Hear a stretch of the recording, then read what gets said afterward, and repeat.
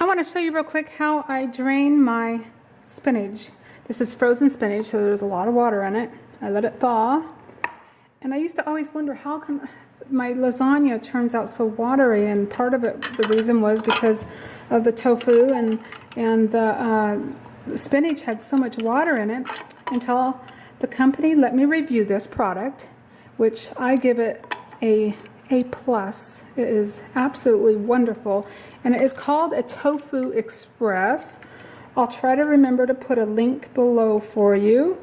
And you take and just put your product in there, the spinach, and if you can see, it's already gotten a ton of liquid. See that liquid?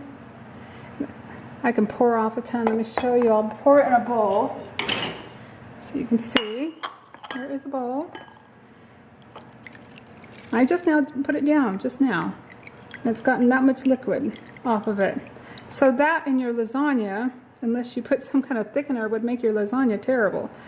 Nice and runny, which is fine, but it's nice and much nicer when it sticks together. So you can do your tofu in here and your frozen spinach, so it is a A+.